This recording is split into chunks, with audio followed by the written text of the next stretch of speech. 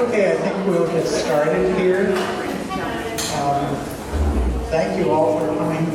Quite honestly, we did not know how many people would show up. Obviously, this is a very important forum, so thank you all for coming here.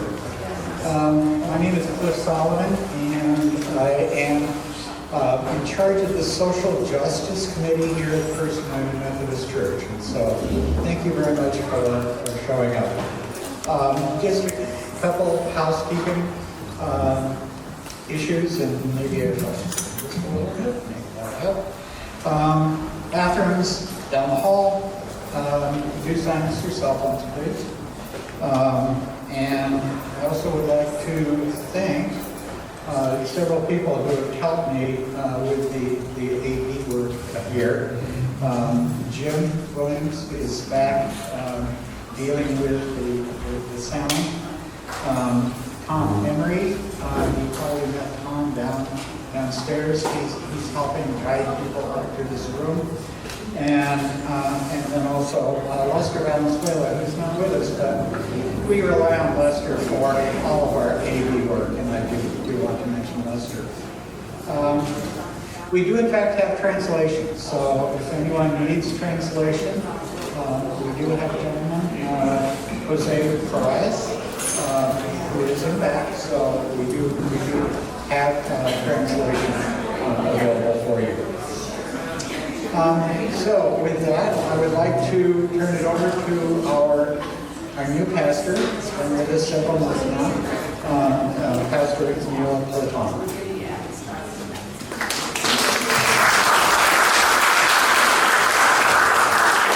Good evening, and welcome to the First Methodist Church of Santa Maria. I believe we're the only mall that is directly across the mall, so we have that distinction. Also, we are celebrating our 150th founding anniversary next year in 2023.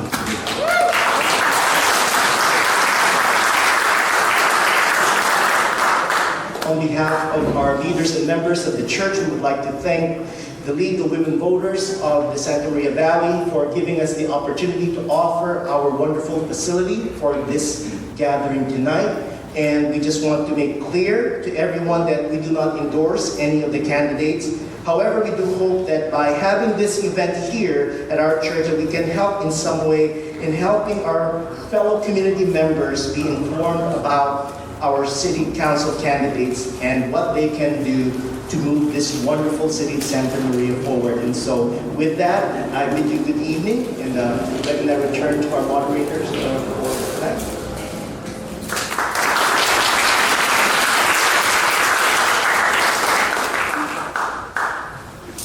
Now I'll introduce our moderator, Virginia. I've already done that. So Virginia Souza.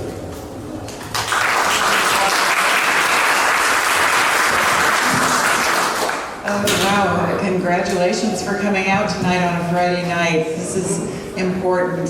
So glad you're all here to listen and learn, just like I am.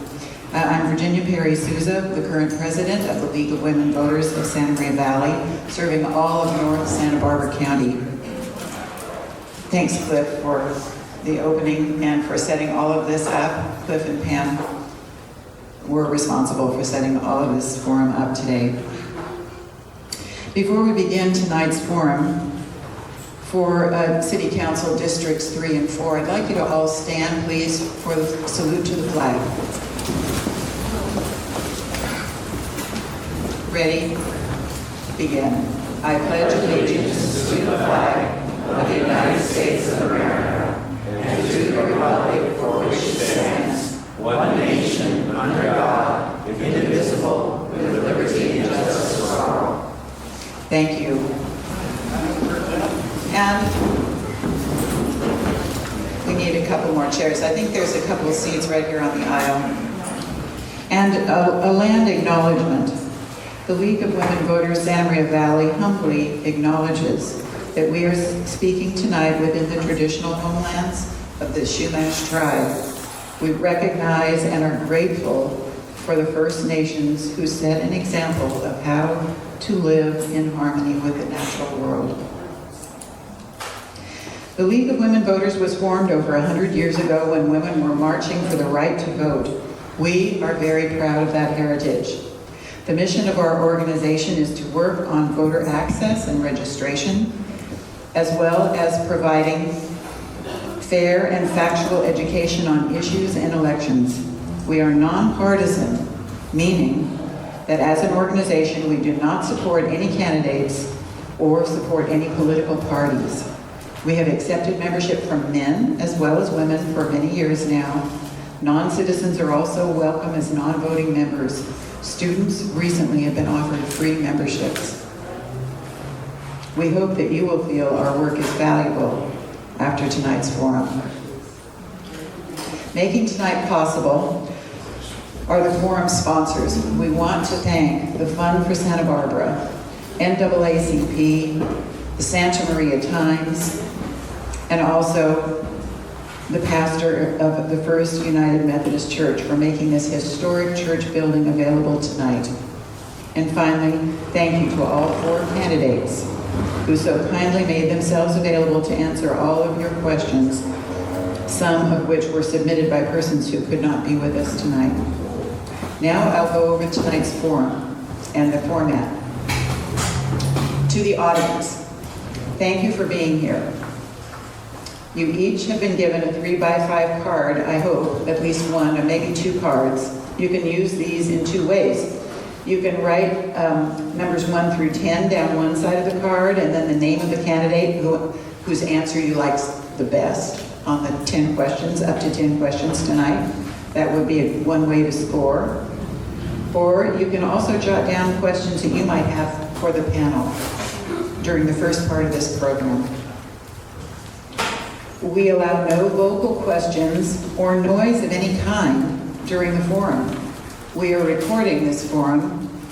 The recording on YouTube will be provided tomorrow, so it will be on the League of Women Voters YouTube channel tomorrow. No other video or still photos may be taken tonight unless authorized by the sponsors, and the League video may not be edited. We will expect everyone here tonight to have behaved civilly during the evening. Even the little dog that I saw, very well behaved, I can see. Be civil even to those that we may not agree with. I ask you to please hold your applause until the very end of the forum. Candidates, again, thank you for being willing to serve your community. Candidates are not to speak of or to other candidates, but address the audience at all times when answering the question. So it's going to be your point of view on the question. With that being said, let's begin. We have sent 2 questions ahead of time to the candidates. The answers will be timed. Timers, could you please stand? We have Laura Selkin and Pam Gates will be the timers. Pam has some time paddles, so 1 minute, 30 seconds, 15 seconds, and stop. So when the stop comes up, that's it. After the 2 questions, we're going to have a 15-minute intermission, and that's when you get to write your questions. And there will be some question sorters in the audience who will pick those up, and they'll sort those based on the topic. So we hope to have at least 5 questions and on a wide variety of topics. And that's also a time to use the restroom. Now please remember to turn off your electronics, and we will begin. The order the candidates are seated was chosen at random, and they will answer in a rotating order. So we're going to start with the first question at the far end of the table, and the next question then will be started at the second candidate, at the second person at the table, and so forth. So there's no perceived advantage in the order in which they're going to answer the questions.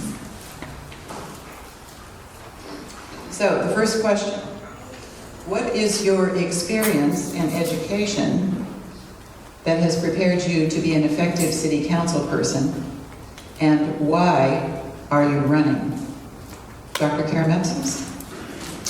Thank you very much, and good evening, everyone. I am Dr. Carol Karamitsos. Yesterday morning, we candidates had the opportunity to attend the official candidates briefing led by the city manager, Jason Stillwell. I really appreciated the time and attention given to us by the city leadership in covering an overview of their respective departments, the organizational structure, and the operations. This experience validated for me that my service as an elected local official on the Santa Maria Joint Union High School Board of Education has broadly prepared me to step into the role of a city council member. The governance expectations and processes are similar, and I'm confident that I will be able to perform the city council duties with fidelity. I have had other leadership roles throughout my lifetime, beginning in high school and leading up into the present. As a member of the medical community for nearly 30 years or 3 decades, I have served the medical staff leadership in multiple positions. I started as a member on various committees and was chosen as the chair of the Department of OBGYN. 2 years later, my colleagues chose me to be part of the medical staff governance team. It's a multi-year commitment, serving first as secretary-treasurer, vice chief of staff, and then immediate past chief of staff. My father and I are the only father-daughter to have been chief of staff at Marion.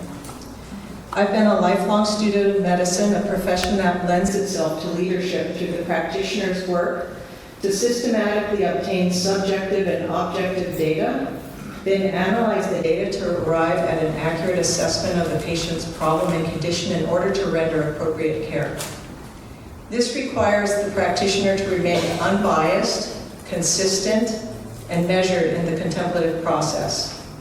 In times of emergency, I remain calm and decisive, knowing that the team that I lead trusts me and know that I am working my best to protect the patient and her baby. Patients are always the focus. I've had that same focus on the board. If the values and the direction of policy are in the best interest of students, I have supported it. My aim as a council member would be the same, as this is an embedded personal quality. I would serve the needs of the residents. I enjoy complex systems, analyzing parts to understand the whole. My motivation to run stems from my calling to serve and my love for the people and the place of Santa Maria Valley. And I would like to participate in a council that sets direction through inspired, lofty aspiration for growing opportunities and helping to provide solutions for our community. Thank you.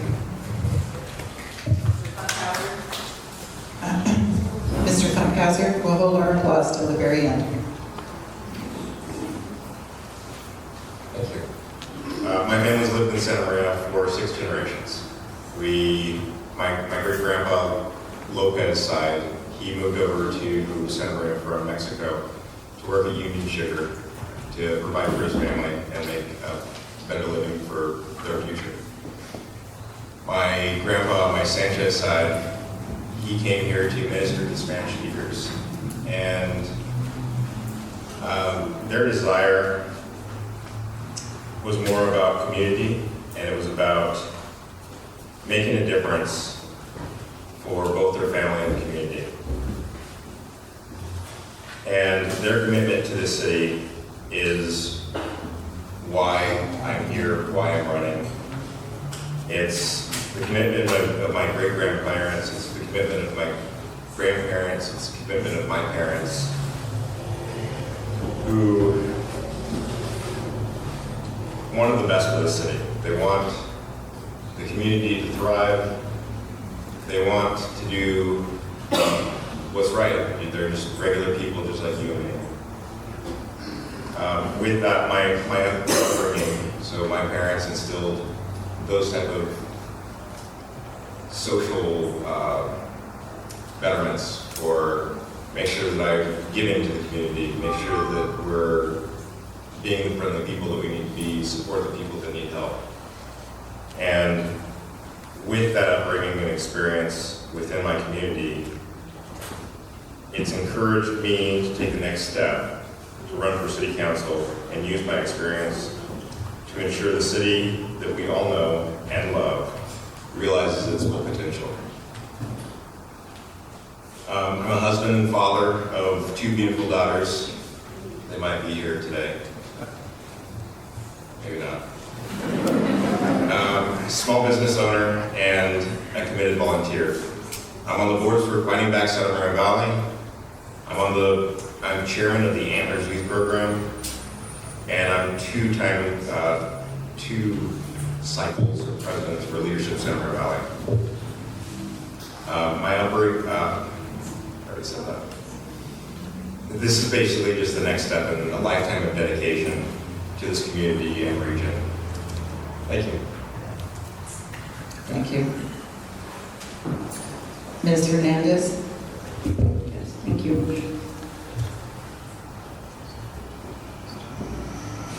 My name is Maribel Aguilera Hernandez, and I am a daughter of 2 immigrants who are here today. They met in the strawberry fields of Rio Grande, and they're from Michoacan, Mexico, both of them. I was born here in San Luis Obispo. We moved to Santa Maria. I went to school in Fairlawn, then Robert Bruce, El Camino Junior High, and Santa Maria High School. I am a true local. I have lived in Santa Maria all my life. I then left to go to college. I got a bachelor's in psychology. Upon returning from college, I really thought it was important to serve my community. So I worked for North County Rape Crisis as a sexual assault advocate, helping victims of sexual assault. I then went to go work for Future Leaders of America, where I led a teen organization youth program, where you teach children and youth how to be leaders. I then worked for Legal Aid Foundation, helping victims of human trafficking, domestic violence, sexual assault, by helping them get restraining orders against their attackers. I also then decided that it was time to go to law school to be a true advocate for the vulnerable population. So I went to law school while working full-time at Legal Aid Foundation, which was not easy, but that's what I do. I always take on what I think is important. Priorities are important. And after that, I returned after finishing law school, and I worked for Legal Aid Foundation as an attorney, which was so rewarding because I was helping victims of domestic violence. And it was really cool because I can speak Spanish, and a lot of them felt connected to their attorney and had a true advocate who could understand their culture and who could speak their language. So I empowered women because, like her mask says, empowered women empower women, and that's really important.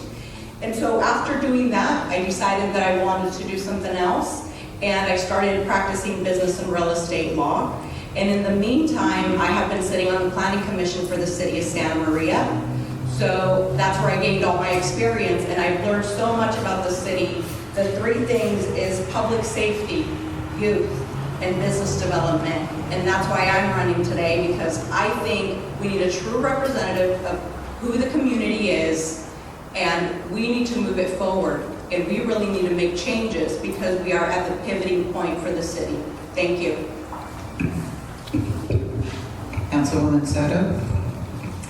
Good evening, everyone. My name is Gloria Soto, and I am currently on the Santa Maria City Council. I was elected in 2018 as the youngest woman ever elected. I was born and raised in this community. My parents are immigrants from Sinaloa, Mexico, and I was part of the first graduating class of Pioneer Valley. I went to Allen Hinkle College, where I graduated with my associate's degree, and then went on to Champion University, where I completed my 4-year degree, all while working full-time. Over the last my experience on the City Council these last 4 years is what's really prepared me for this role. And I hope to continue serving my community in this capacity.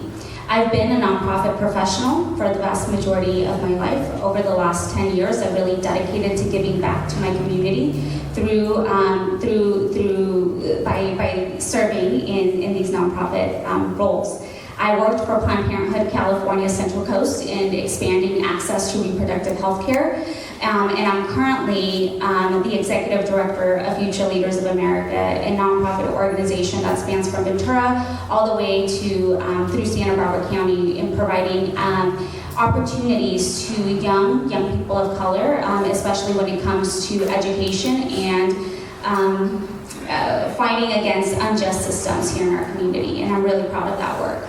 As I mentioned, these last 4 years is what's really prepared me for this role in continuing to fight for the working families of our community. For instance, I'll be continuing to champion affordable housing. As we all know, that is an issue here in our community, as well as continuing to expand opportunities for working class families and young people.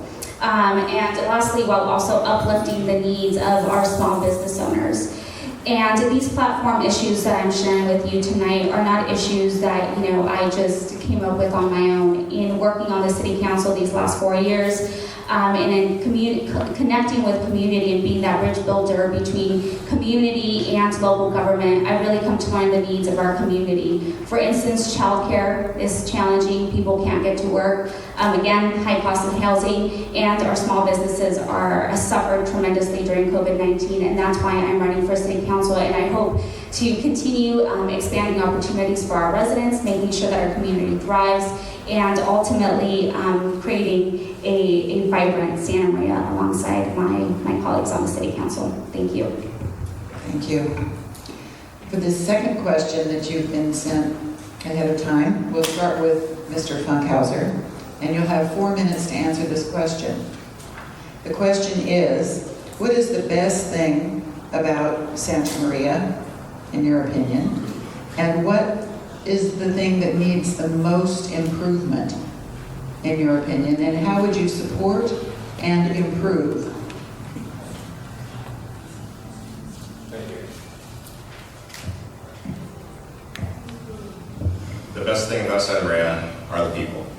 So, of course, the reason people stay is because of the weather, and but it really boils down to community and the things that we as a city offer, and we as the city for growth. And there's a lot that's the reason I'm here. That's the reason I'm still in Santa Maria, and I've moved away. I went to Barstow once, and I don't know if you've ever been to Barstow, but it's horrible. And then from Barstow, I went to Atascadero, and it's also another place that we have to love heat. Then I went to Cuyama, kind of the same thing, staying in. And Santa Maria is really just the best place to live, best place to raise a family, best place to play, and to everything. The biggest improvement that we need to make in Santa Maria is crime. So we have a problem we have issues with crime. And we need to support the police department and make sure that we make an immediate change to the things that are happening in our community. We have gang violence, we have tagging, I'm sure that you read in the newspaper the catalytic converters that are being stolen, and whole trucks that are being stolen. We have problems in ranches where they're stealing whole trailer beds and they're stealing ATVs. So we need to make sure that we're supporting our police, making sure that we have the insurance, the teeth to crimes, to make sure that we make the change that needs to be done in Santa Maria. That's it. Thank you. Ms. Hernandez?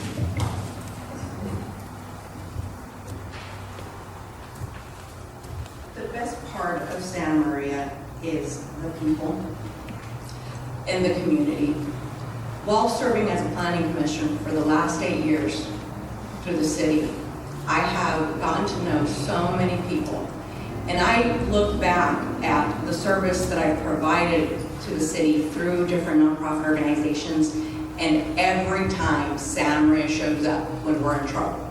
If somebody is sick, we know how to barbecue, and we do that really well, and we fundraise, and we come together, and we help, and we take people dinner.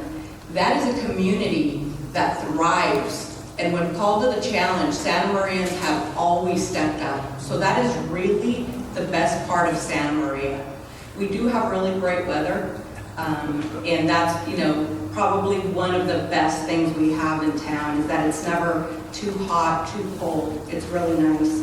I used to work with Texans, and I would call them and I would say, God, it's really hot here. They'd be like, how hot is it? I'd be like, 81, I'm dying. They'd be like, oh, be quiet. That is a nice day in Texas. So, you know, we're very lucky to live here. The things that are challenges for Santa Maria is, one, public safety.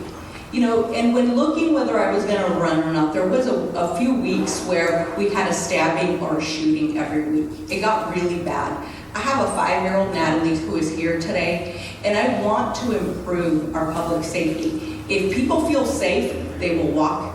If people feel safe, they will ride their bike. If people feel safe, they will ride public transportation. That would be great because it would reduce traffic and it would reduce pollution. If we don't feel safe in the community, we're not going to go out and walk and meet our neighbors. So public safety is number one. There is no reason why we can't be the safest city on the Central Coast. The police department right now, on a good day, has 16 to 19 officers. We have 110,000 residents. That means that one officer is policing about 5,500 people. That is a lot to ask of an officer. Have you ever tried to keep track of 100 people in a meeting? That's a lot. And so we really need to support. We have 23 vacancies today. We need to fill that. And so that's number one, public safety is most important. Number two is youth recreation. Gangs are really busy putting our kids in situations where they may want to join a gang. We need to attract those activities that bring them and will, you know, engage them. And number three is attracting businesses who will bring jobs that are diverse to our community. That is really important because they all go together. If we feel safe, our kids will feel safe, and it's really important that we, you know, support our children to go out and join groups, volunteer nonprofit organizations, and really thrive in this community, because I know that we can do that. So really, recreation and educational activities for the youth is number two that we need to work on. Number three is working on affordable housing and, like I said, attracting businesses that will bring better paying jobs, because a lot of our families are living paycheck to paycheck. Thank you. Councilwoman Soto? Thank you. The best thing of Santa Maria is the families that make up our community. Santa Maria is made up of working families that love each other, support one another, and that is what our community is all about. And I'm proud to be a resident, and I'm proud to serve this community. And you saw really during the COVID-19 just also the immense and incredible staff that we have at the City of Santa Maria. From our public safety, first responders, all the way to the city employees who made the wheels turn day in and day out. I'm very proud of the fact that the City of Santa Maria, during the height of the pandemic, didn't lay off a single person. That is really our commitment to working families, workers, and keeping people employed and making sure that we do what we can to lifting people out of poverty. The biggest crisis that I really see our community facing at this moment in time is unaffordability. You see that with inflation, you see that with the high cost of housing, and oftentimes when I'm talking to residents, the first thing that they say is that they can't even afford to buy eggs at the grocery store. They can't afford to live. That is the crisis that our community is facing at the moment. And when you talk about how we can improve the lives of our community, it's not by adding more cops on the streets. That's not going to keep Santa Maria safe. What's going to keep Santa Maria safe is by making sure that they have the essentials to provide for themselves in a dignified manner, in a way that they can also provide for the families, and really, again, lifting families out of poverty, lifting families out of hardship. And how do you do that? Is by having political will to really address the high cost of housing. There are solutions available that all it takes is that political will. I'm really proud of some of the housing policies or complexes that we've approved here in the city of Santa Maria, from the Cox Bungalows, for example, where we are really providing housing for some of the folks with the most need, and that's what we need to continue to do. Housing affordability, like I said, is a need, as well as really supporting our young people. Data shows that the earlier you invest in young people, the less crime you see in a community. And so when young people, children thrive, communities thrive, families thrive, and that is what we need. We need a reallocation of resources to really support our young people, and I plan on doing that by proposing that 5% of the city's general fund balance goes towards a youth fund, where we can help families pay for childcare, early childhood education, and investing in youth programs. And also, going back to the piece of unaffordability and the fact that our families are on survival mode day in and day out, that's where providing opportunities for upward economic mobility really comes into play. And I plan on doing so by really working alongside our labor brothers and sisters and creating more opportunities for skilled labor here in our community, training facilities, so that young people who, for whatever reason, decide not to go to college, they at least have the tools and the essentials to be able to learn the trades and, again, provide for themselves in a dignified manner. And of course, working alongside our school districts is going to be incredibly important.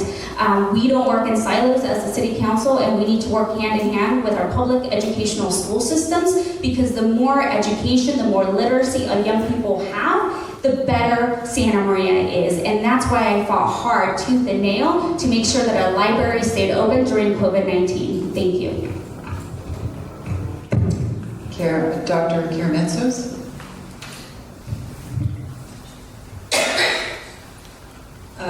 I agree. The best part of Santa Maria is the genuine, caring nature of the people who live here. Santa Maria residents are generous with their time and resources, even when those elements might be in short supply. We know hospitality here in Santa Maria, and we provide hospitality with the real home spirit as well, and that makes people feel welcomed. Santa Maria also has natural beauty, surrounding hills and open fields, and a part of the world that registers on most days at 70 degrees.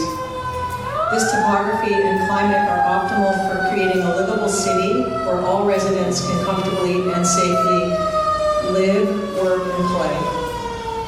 I think that the area that needs most improvement in Santa Maria is the livability. The large population increases in the incorporated and unincorporated Santa Maria Valley has led to insufficient affordable housing, busy car congested streets, business development along the 101 freeway without commensurate attentiveness to the historical downtown region, and substantial pressures on local school districts, healthcare communities, and support services.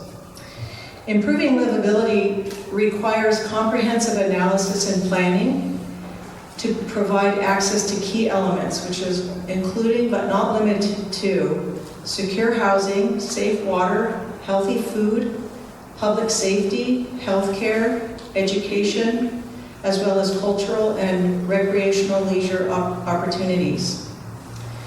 The city alone is not responsible for these elements, but our local city council is the most logical hub to facilitate communication and coordination of many other local, state, and federal public and private entities that can build capacity for enhancing livability. And I think we've seen with COVID that at this time in history, there's such a great value in connectivity. Never before have we had access so easily to information and to being able to connect with each other, whether it's in person, which is tonight the best way to connect, but also that virtual connection. I would address all these issues before me as a member of the council using its established governance process as set by executive, legislative, and judicial mandates. I would use my practice of intensive self-study, analysis, inquiry, and collaboration to gain increased knowledge and insight into the comprehensive needs and aspirations of the community. Policy-making roles can be challenging as decision-making is done through group deliberation, which is only possible by careful and methodical collection of qualitative and quantitative data. This data is collected, processed, and presented by the city's department to inform the process. The city leadership itself must continue to strive for unity of purpose, to keep one foot in the now and one foot in the future, to care for the generations of today and tomorrow. Thank you. Thank you. At this time, we're going to have a 15-minute recess so you can write your questions. I'm sure you have some questions after hearing all that wonderful commentary from our candidates. So get your questions ready. Step in the back, and we've got some roll-ups. We've got cookies, water also. So the restrooms are right down the hall also. So we'll check in back here in 15 minutes. That'll be right at 6:30. We'll resume.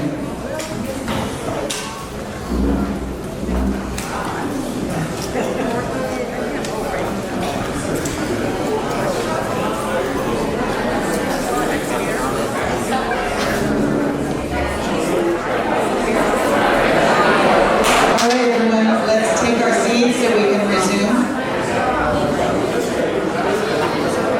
You had so many great questions.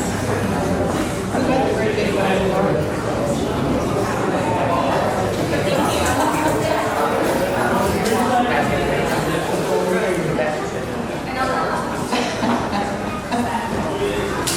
Okay, wow, lots of great questions. Awesome. Let's do all of these good things. All right. So, where's my list? Okay. We're going to start, these are 2 minutes apiece on these questions, and we'll begin. Ms. Hernandez will be the first to answer the first question, and it is the question where we had... It's not working. The wireless mic? Is hello? Hello? Okay. Okay, we had the most questions, as you can almost imagine, and they were around housing. Affordable housing, rent, affordable rent, how much should the city be involved, and so forth. So we'll start with, we kind of had to cobble some of these together.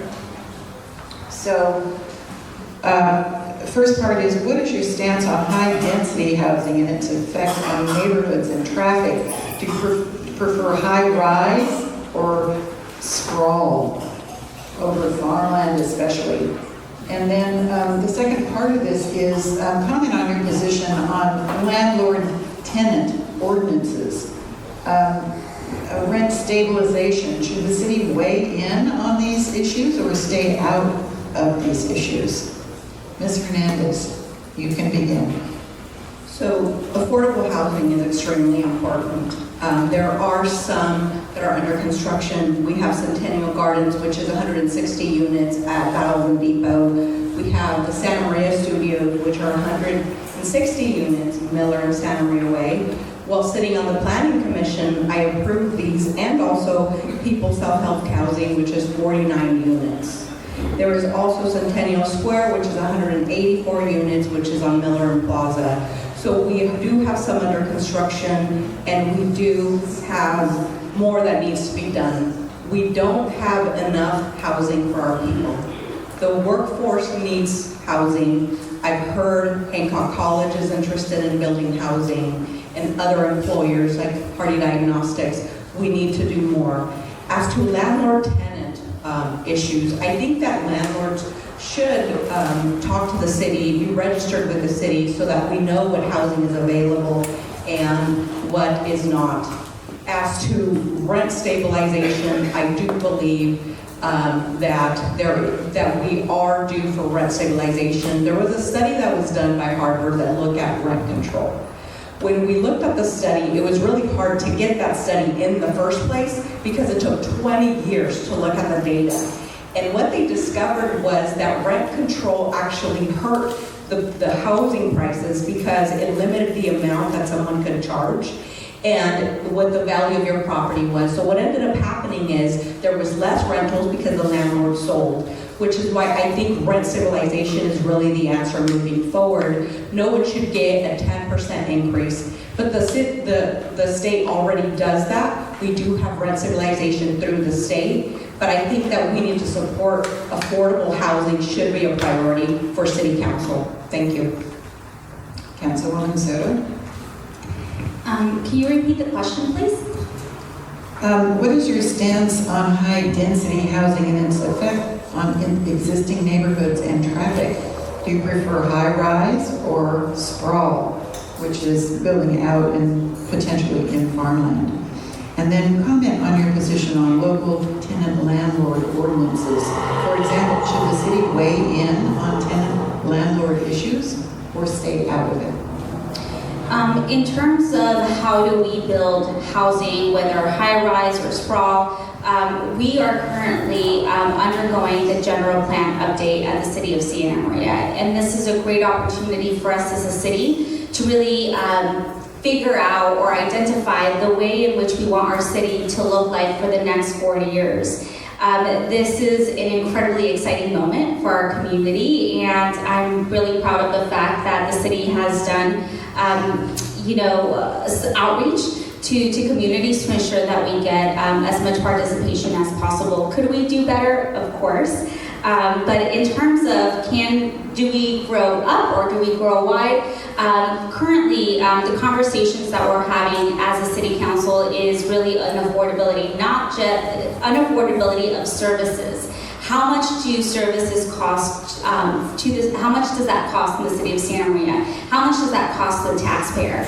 And so we are currently having discussions about the cost of what we currently have. Growing wide will only increment those costs. And so part of the solution will be twofold. It will be growing up and possibly a little bit wide. But while we have those conversations, it's also important that we do what we can to protect the precious ag land that we have in our community. Now, in terms of tenant rights, the City of Santa Maria can do more, especially when it comes to unfair evictions, especially when it comes to putting in place policies that prevent unfair rent spikes, as well as doing away with these verbal agreements that really put families in jeopardy.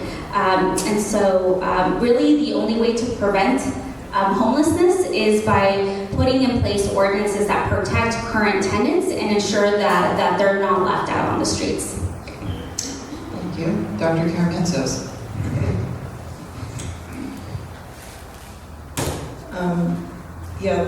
The original Santa Maria construction is mostly single-family homes on variably sized lots, and many of these neighborhoods are now supporting multiple families living in one home, leading to some potential unsafe living conditions for the renters, as well as having a negative impact on the nearby homeowners due to increased noise and parking congestion. I would support. Obviously, the infill has to happen, and with infill, if we're going to use high density, you want to make sure that the people in those high density places have access to places where their children can play, so parks, access to grocery stores and other retail, access to rapid transit. I think that parking congestion is a big problem when you talk about high density. And so we'd want to encourage residents to be able to have alternative ways of transportation, so growing our rapid transit, and also our safer corridors for biking and walking. This is a flat valley. I'm a bike rider. I ride all around Santa Maria, and people are riding on sidewalks because they feel unsafe on the roads. So I would like to see that we maybe find some partnerships with some electric vendors who can supply our community with some affordable bikes. I think that there's been several legislative things passed for helping to convert retail and office into housing.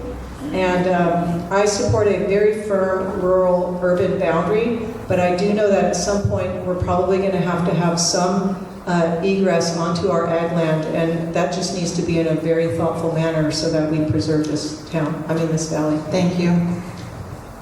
Mr. Funkhouser? So regarding the high-density housing into farmland, I'm pro both. So I do like I like building. So I want more housing. I want to be able to house anybody that wants a house. And with that, what we already have set in our plan is more of building up.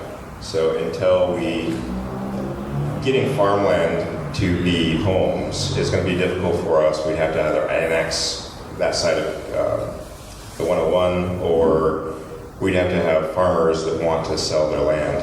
And with the growing population of homeless and other problems, I know the farmers are struggling right now making a profit and keeping the things that they need safe for their workers, safe for us as consumers of their product. When homeless are on the property, they're using it for full services. So they're defecating and they're leaving needles and all the things on these properties. That once that happens, it affects our food and it affects what we can do with that and what the farmer can do. He loses acres of property because of the homeless issues that we have. And but back to the main story, high density homes.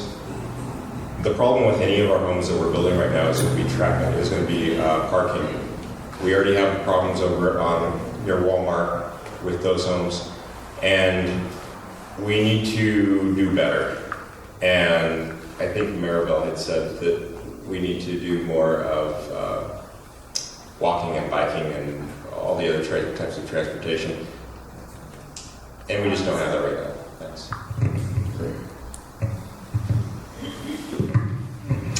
Okay, did I already ask you this question, Mary? I'm getting lost. Okay, question number 2. So this time we'll start with Gloria. Councilman Soto.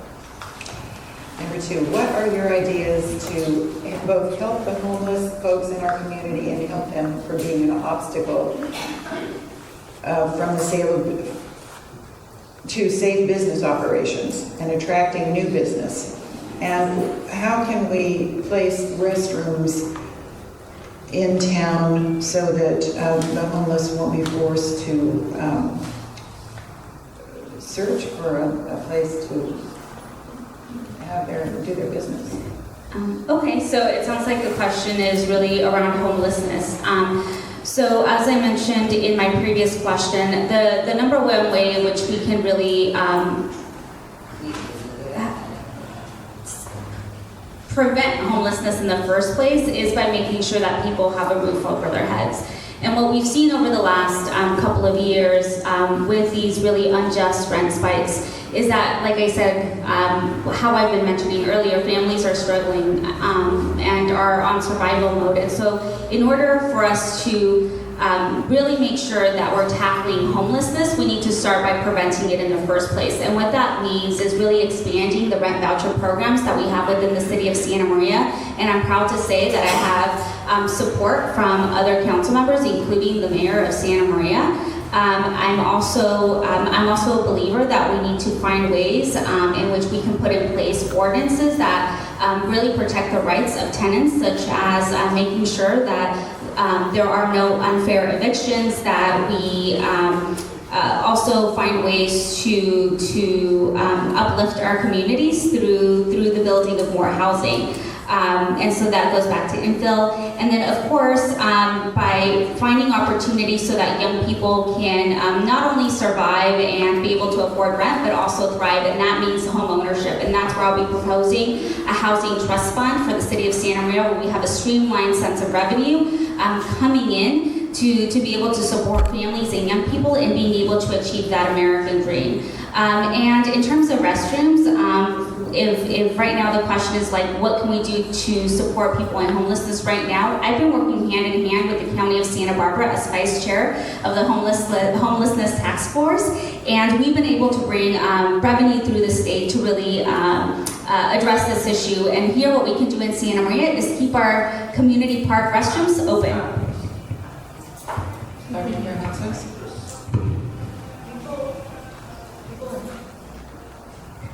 People and families experiencing homelessness are from a variety of different reasons, and so we first have to address each individual who's experiencing homelessness for the reasons that they don't have secure housing. I think you could probably split it into two main groups. That would be families experiencing homelessness because they lack access to housing. That's where it comes important to support rent stabilization, to support tax credits, affordable housing trust fund, and other private subsidies. The property owner definitely wants to protect their assets and to maintain solvency, but I think through collaboration things can be worked out.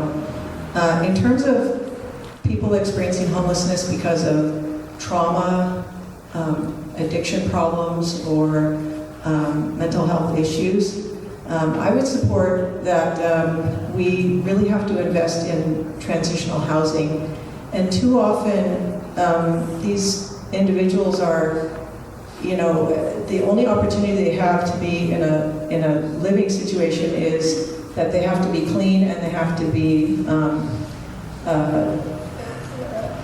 abiding by all the rules, which they really can't understand. So we first have to have a human being be in a comfortable, safe environment where they're fed and they're warm, and then we can address their mental health issues and their addiction problems. But that's going to take money. In the end, the community saves money because people are cared for, and the business. Stop. Mr. Funkhouser? Can you repeat the questions? Okay, let's see. What are your ideas, both on the homeless folks in the community, to keep them from being an obstacle to safe business operations and attracting new business? And what can we do about providing restrooms to homeless individuals so they don't have to seek bushes and places like that because there are no open restrooms for them? Thank you for the question. I got to attend the Rural Crime Forum, and at that, so it goes to my story that I was just talking about with the agriculture and how we're having problems with homeless. It's a big issue, and you can't just blanket saying that all homeless is the same. So we have homeless because people do lose their jobs, people lose their homes, and the other issue is that people are addicted to things. They have mental health issues. There's a lot of problems that put people into a situation where they're homeless, and we need to work with the county and make sure that we have the services for the homeless, and I have the endorsement from both Bob Nelson and Steve Lagunita, and I've already been working with them on these issues, and I do feel that I'm the best person that can help with those issues. Thank you. Thank you, Ms. Hernandez.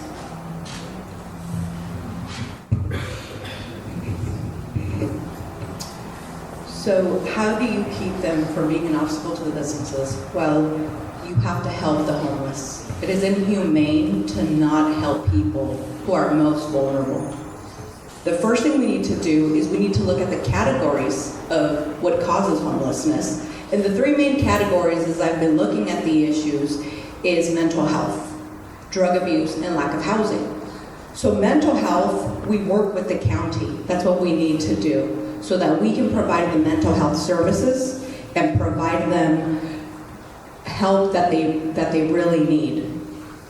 Having the mental health workers go to the police department so that we can work hand in hand with the county, with the city. You know, the state is bringing CareCorps, but it won't be soon enough. So we need to work on getting revenue to the state, to the county, that will come to the city. The thing is, there's also drug abuse and there's addiction. So we need to focus on developing those programs that will help them. We have that. We have the money, we have the resources, so why aren't we doing anything about it? And so that's what I want to bring to the council is we need to move it forward and we need to help the homeless. The third thing is lack of housing, and you've heard all of us say we are for affordable housing. We need to have housing that they can afford, and we need to work with the county to provide the program for transitional housing that the county wants to bring. They've talked to the city and they said, we want you to pick a place. Where do you want this place to go? And the city has said, well, let's think about it. Where is it going to go? So we need to make a decision and we need to execute because we have the money, the resources. We just need the will to move forward and help the homeless population. Thank you. This time we'll start with Dr. Karamitsos. Question number 3. Small business used to be the heart of Santa Maria. How do we maintain the character of Santa Maria but expand economic opportunity?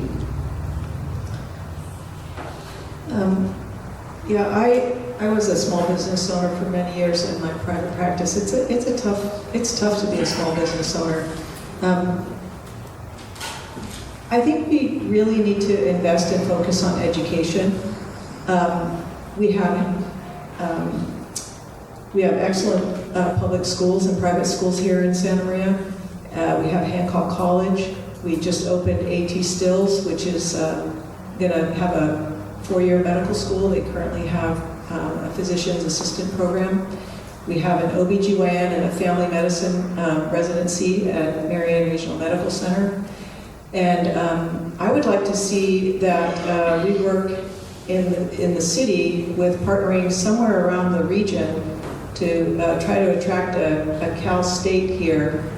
That would allow our students to get a 4-year degree with another option other than the limited 4-year degrees offered at Hancock.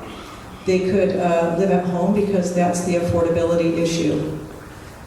I also think that we could really make this a very robust tourist industry here in Santa Maria Valley. It's a flat place. We have beautiful agriculture. People drive to Avila Barn. We could have a farm center here. We're located right off of 101. We're the gateway to both San Luis Obispo and Santa Barbara County wineries. We could have it could be a destination for cyclists and mountain bikers. We have PCPA, which is a world-renowned live theater. And with the onset, with the electric vehicles that are going to be mandated, how wonderful would it be if people are traveling? We've got a charging station, maybe our own little solar microgrid to power that charging station and allow these people to come in. They'll spend their money here, but they won't put pressure on our infrastructure and our housing. Stop. Mr. Funkhouser. I'm a small business owner myself, and it is tough. And I feel that small business owners are underappreciated in Santa Maria, and we need to make sure that we give everybody the ability to start a business, do whatever they need to do to make their families and their communities better. So we need to make sure that we streamline the ability for permitting and for business license and educating people on how to start a business and how to go about the legal red tape and to do that. And I think that by itself will make things better, especially for the downtown and where we're missing a lot of the small businesses. And when we had all these big companies come in, it kind of drove a lot of the smaller businesses away. So the mom and pops and the more boutique things that you see in San Luis, that you see in Santa Barbara, that you see around town. And these small businesses could revitalize our economy. And I feel that all they need, I think there's lots of people with great ideas and that want to start businesses and that want to do better for, they want to be the entrepreneur spirit.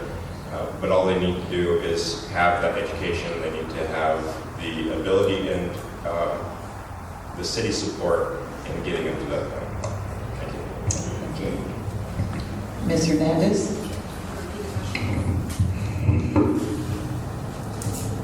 Small business used to be the heart of Santa Maria. How do we maintain the character of Santa Maria but expand economic opportunity? I think it still is the heart of Santa Maria. We have a lot of small businesses that have provided services to the city. We need to encourage and help them. We need to provide education, and we need to talk to the small business owners and ask them what they need from the city. We should be talking to them, we should be collaborating with them, and we should help them to grow by streamlining the permitting process, by also helping them because they are the backbone of our economy. And there needs to be a balance, right? Big companies are coming. When Cracker Barrel came in, people were excited. When other businesses, the new one, Cane's Chicken, there's line all around. People are waiting to get fried chicken 2 a.m. I don't know who eats fried chicken at 2 a.m., but people are excited about these big businesses.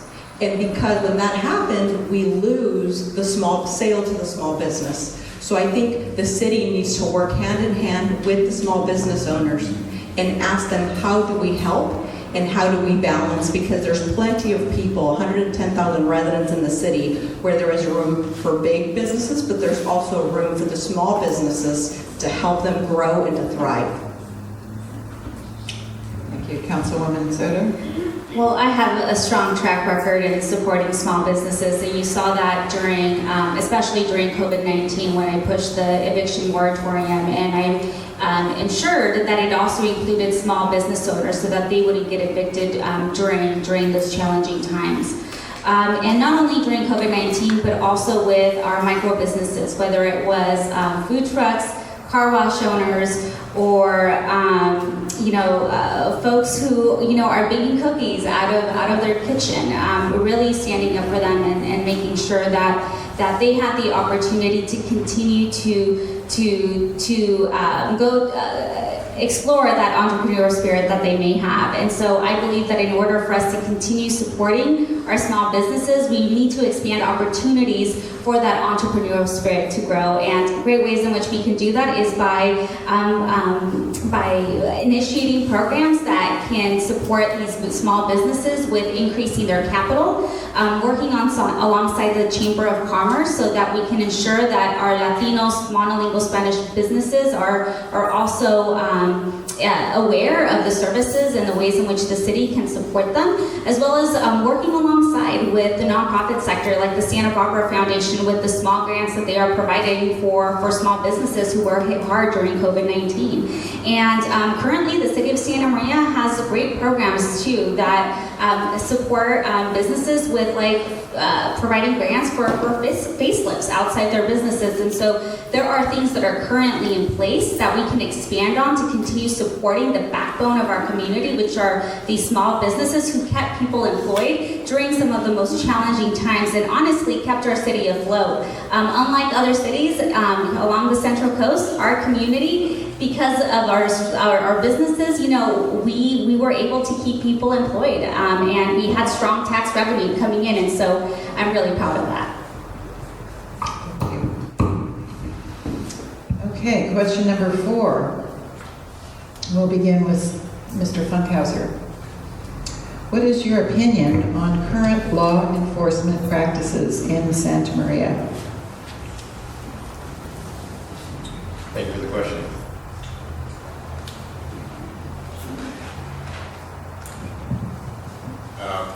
Law enforcement's probably the biggest part of my platform. So I'm supported by the Police Officers Association, and I think that they're doing a great job with what they have. So right now, they're underworked, or they're overworked and undermanned. They're doing the job of 3 people, and let me tell you about a story. So I went on a ride along, and when I got there, the first call that we went on, this was like a Tuesday, so it's not like a busy day, it's not a Saturday or something. We went on a ride along, got there, it was a hostage situation. So it was originally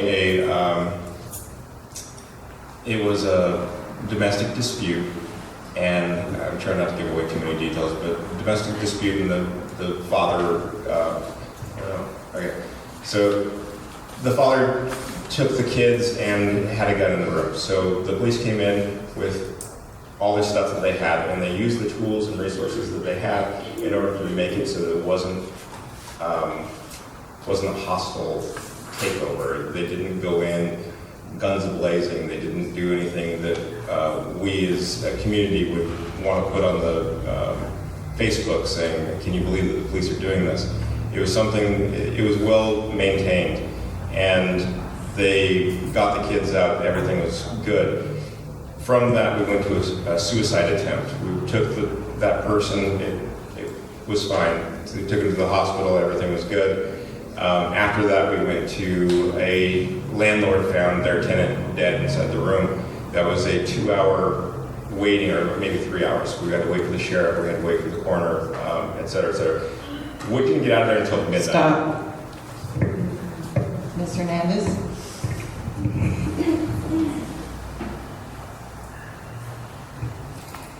I think that our local law enforcement is really doing a great job. As I mentioned earlier, they have 23 vacancies, and they have to police 110,000 residents. They are really doing a good job because they are overworked, because they're short-staffed.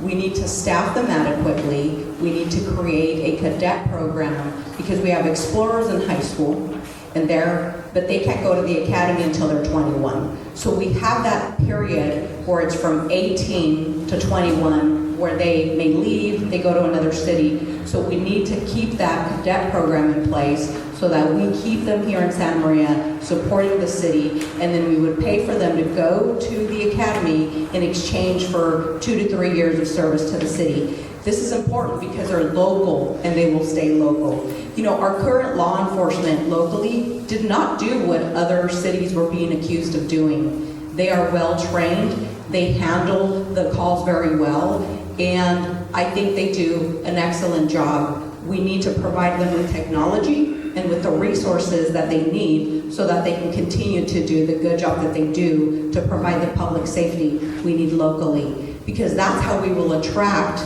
the businesses. That's how we will help the businesses thrive. Thank you. Councilwoman Soto? As I mentioned earlier, data definitely demonstrates that the more we invest in young people, especially at an earlier age, and the more we invest in education, the less crime. And that is what I'm proposing. As you mentioned, as you've heard, we are short-staffed when it comes to our men in blue. Women in blue too. However, really adding more police officers on the streets is not going to prevent crime. Officers arrive after a crime has been committed, after harm has been done. And so in order for us to keep our communities safe, we need to invest in prevention. And what does prevention look like? It looks like a reallocation of resources to fund young youth programs, lifting families out of poverty, as I mentioned earlier, investing in housing, and finding opportunities and ways in which families can really move up economically and provide for themselves in a dignified manner. It's time that we stop criminalizing poverty, and we do that by reinvesting in our communities. I'm also a very proud proponent of more schools and less jails, because like I mentioned earlier, adding more cops, having more jails does not prevent crime. And so we need to do our part to ensure that we support our communities and that we stop this fear-mongering. Our communities, the city of Santa Maria, if you look at the data, between 2020 and 2021, arrest rates have actually gone down, as well as violent arrest. And so that is something that I'm quite proud of. I'm proud of the work that I've been able to accomplish with both police chiefs under my leadership, and I look forward to continuing those efforts here in the city of Santa Maria. Dr. Karamitsos? Yeah, this is a very complex topic, and I really feel that it's our responsibility as community members to actually support our peace officers and public safety officers, because it's really irrational to expect them to be the standard bearers for public safety. I think prevention is key. As we look around, when we see people who have needs, then their behaviors change. Behavior always has a reason. We need to make sure that our police officers are safe. We need to make sure that they are responding to matters that are within their jurisdiction. We should not be expecting them to respond to things that are social or mental health or medical issues. Police Chief Schneider actually cited an external audit of the police department that showed that their use of force was minimal and appropriate. So I do think we have a very measured and well-trained police force under Chief Schneider's leadership. I also know as an OBGYN that we have problematic human trafficking and child exploitation, the resurgence of gang activity, predation of our youth for selling, marketing drugs and other illicit wares. This is all things that I think weigh very heavily on our police department, and we need to help them. And that means that we have to be stewards of our neighborhoods, and we have to help those who need the help. It really boils down to equity and providing equitable services for neighborhoods that need it.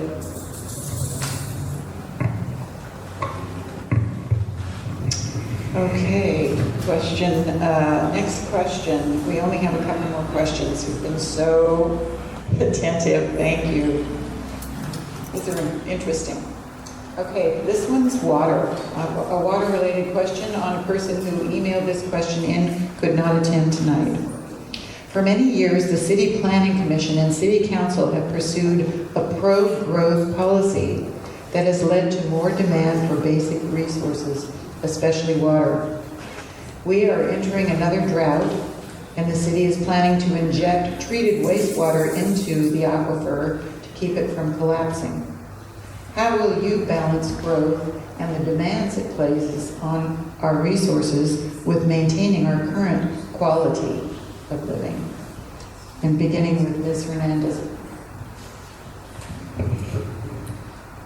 We just attended the training with the department heads of the city, and they actually talked about the water and the water aquifer and how we get state water. And Santa Maria is lucky enough that we have water for the next 100 years. So we have sufficient water. So how do you support that with growth? I think it's really planning for the appropriate. So what is happening right now in the neighborhoods is that we had developed R1 housing, which is residential. And then the state passed legislation that said you can build an ADU and a junior ADU. So now you have 4 families living in a neighborhood that was designed for 1 family. That means sewer, water, utilities are all overtaxed. And so we need to plan better, and we need to really organize and look at priorities, what is important, but also not just think that the neighborhoods are going to handle that, right? Because we create parking.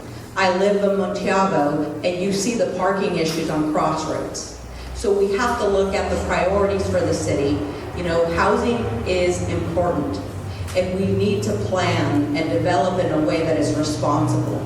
But as to the water, going to that training with that city was really good because it really allowed me to see where our aquifer was and how much water we get from the state. Thank you. Councilwoman Soto. Thank you.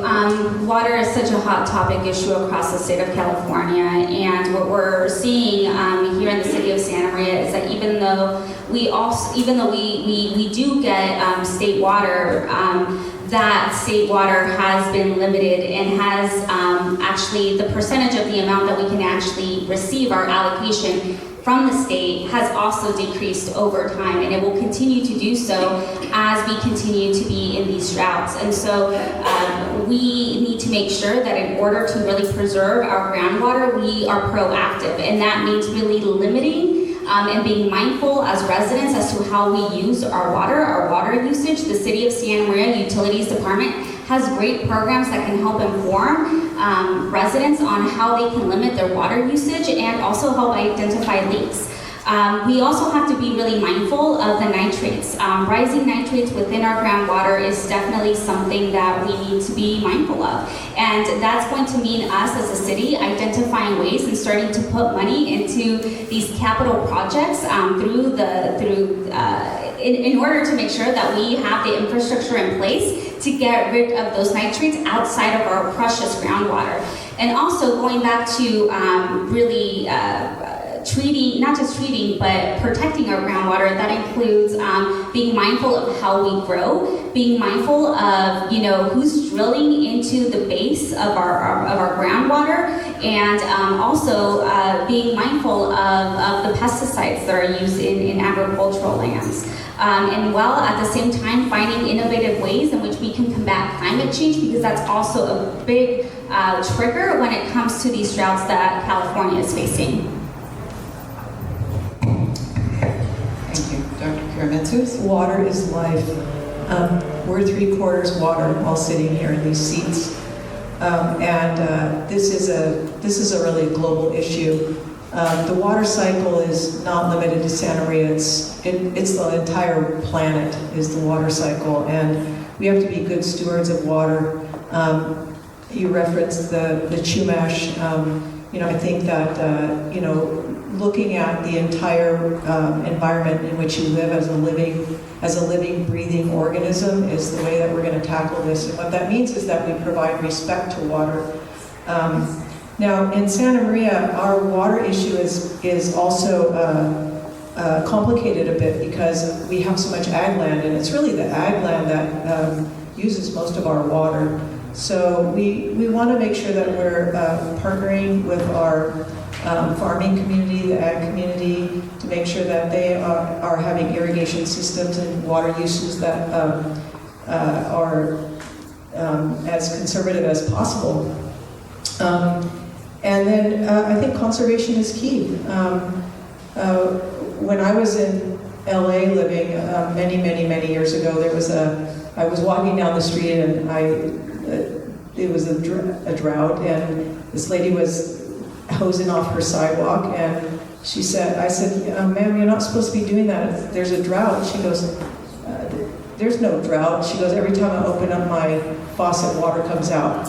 So we have to be, we have to educate people. And also we learned at the thing yesterday that we have a lot of old pipes here in Santa Maria. So we need to spend some money on our infrastructure. And most of all, I want to make sure that we pay close attention to our safe drinking water.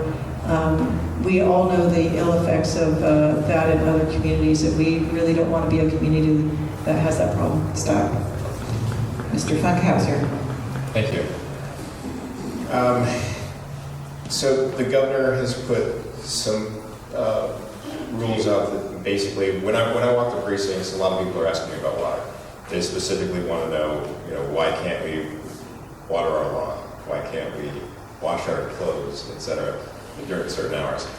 And The truth to the matter is we do have water. The mayor does say that, she said several times that we have 100 years of water. And that being said, I believe we only have 2 wells that have actually been drilled. So we do have to go to the planning and see what we're going to do in the future and how, if we're going to use the groundwater or if we're going to continue to use the state water. The state water comes at a bigger cost than obviously our groundwater, but it would take the drilling.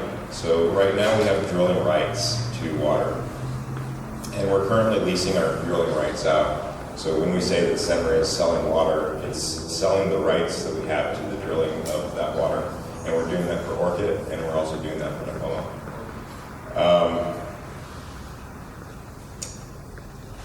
With water, we all need it. So what we plan on doing from here is we're really going to be in communication with you guys as a community, and to see how you want to go further. Do you want to use state water? Do you want to use our own resources and be self-reliant? So right now that would be communication with you guys as a community. Thank you.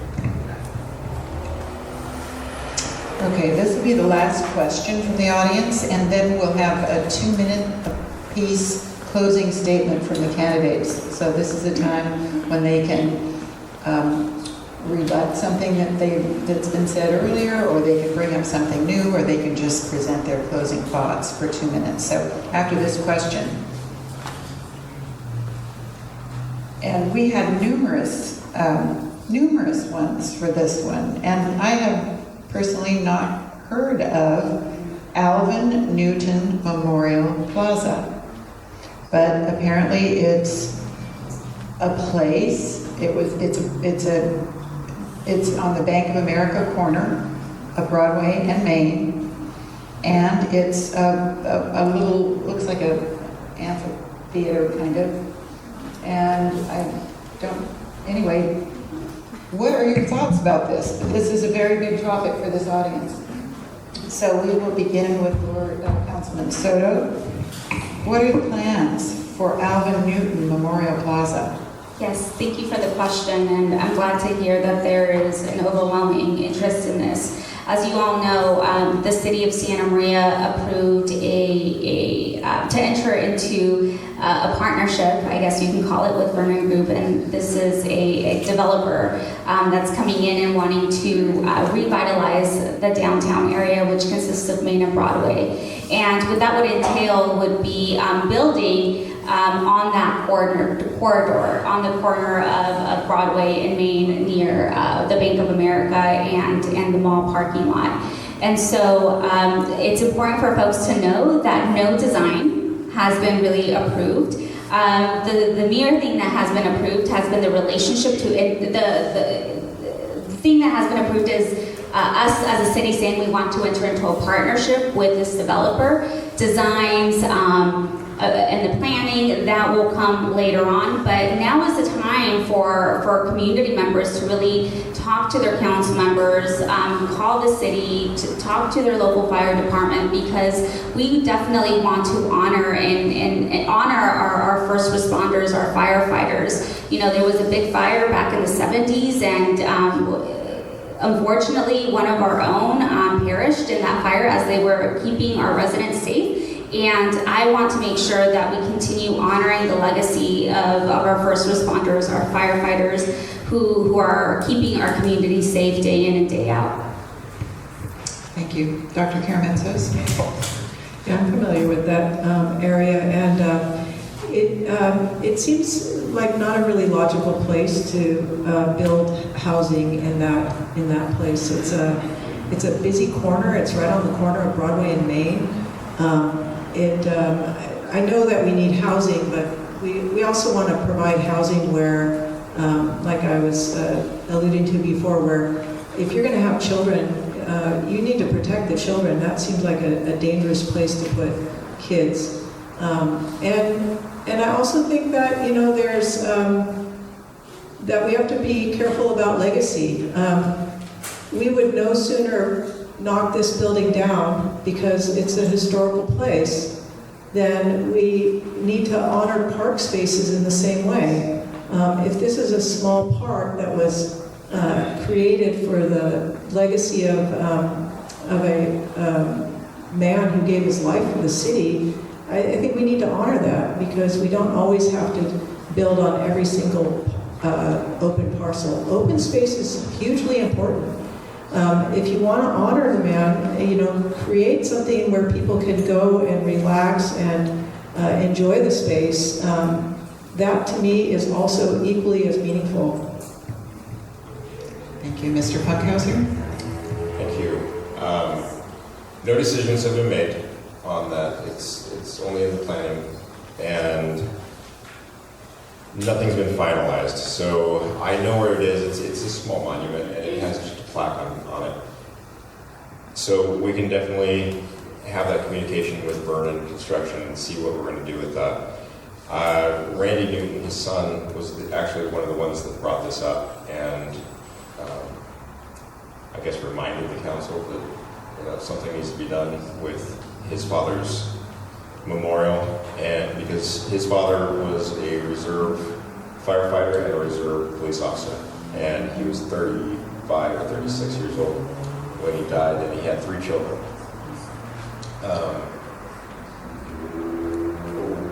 Absolutely, I think everybody on this panel wants to memorialize anybody that loses their life during service. We're going to prioritize, we're going to make it a priority to honor any fallen firefighter or fallen police officer. Thank you. Thank you. Ms. Hernandez? As you've heard, Randy Newton was a firefighter, police officer, and he also worked for the city water department. He was a true public servant. The death happened when he went out to what is called the Bradley Hotel. It was an old building that was supposed to be abandoned. He got on top with another firefighter who is here today, and they were able to hold the other firefighter, but Randy Newton fell and he passed away. He had 3 children. Randy Newton, his son, Alvin Newton, but Randy Newton is here today. Alvin, it's important to honor Alvin because he was, like I said, just a public servant to the city of Santa Maria. I believe that the right thing to do is to put a plaque where it occurred, because that's where it happened, and it'll allow his family to have a place to go and honor Alvin, and also putting a statue or a monument across the street in our public park, because it's important that we remember our fallen heroes forever, and that the family will have a place to go, but the community will also understand how much this man served his community and the legacy that he left behind. Thank you. Very good. Okay, I think that was a nice way to end our questions. So now we're entering the very last statements from each of these candidates. So your closing statements will begin with Dr. Karamitsos. Well, I just want to thank you all for coming out tonight, Friday night, and there's also the big Santa Maria Pioneer game, so I know there's probably a number of people here in the audience that are anxious to get to that game. The questions were very thoughtful.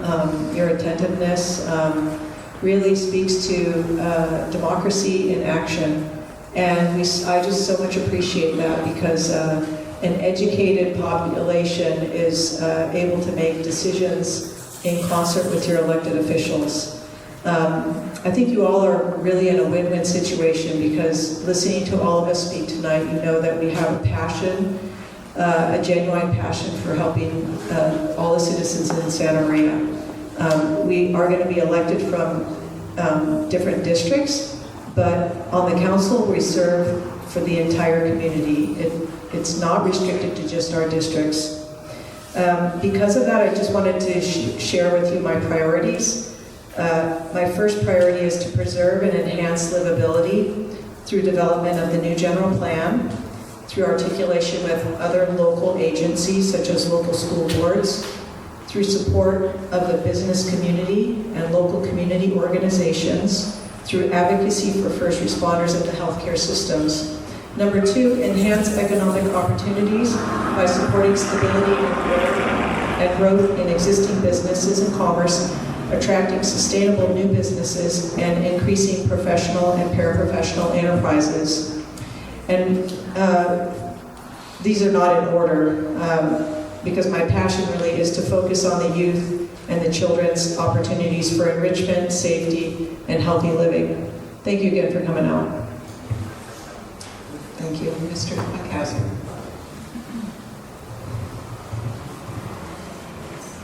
I'm surprised that so many people are still here as well.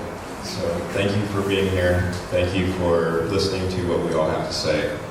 And thank you for being a part of this election. That's all I got. Thank you. Ms. Hernandez? 2 minutes.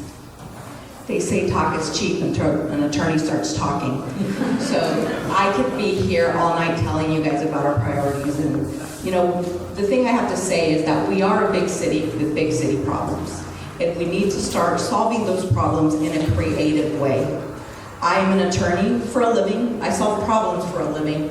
I've been on the Planning Commission for the last 8 years. I've learned what those issues are. And as I've sat here today, you've been able to tell how much knowledge I have and the passion that I have to serve this city. I am a true product of Santa Maria. I've lived here all my life. It's really important that we turn the city in the direction we want to go. It's either we move forward or we wither away. And I want to be part of that success, and I want to move that city forward. We need to look at the issues, public safety. If we can make the city safe, we will attract businesses and we will help small businesses. If small businesses and big businesses do well, they pay taxes.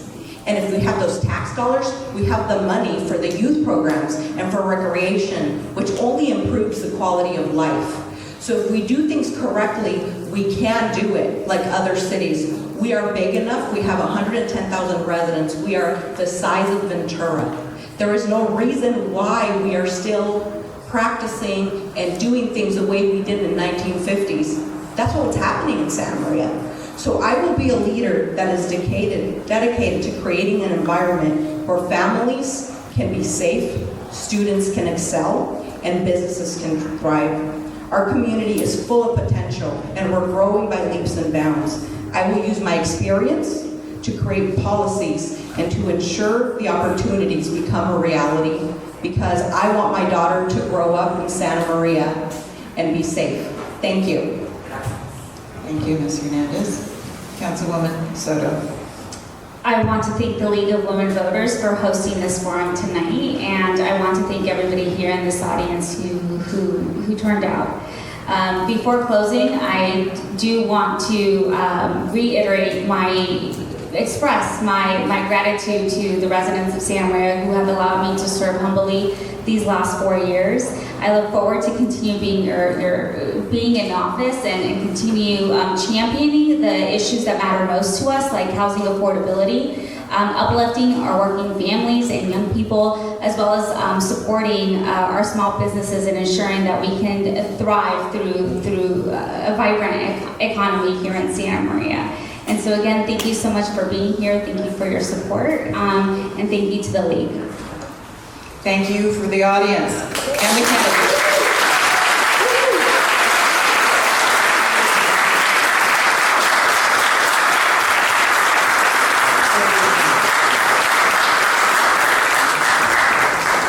Gloria!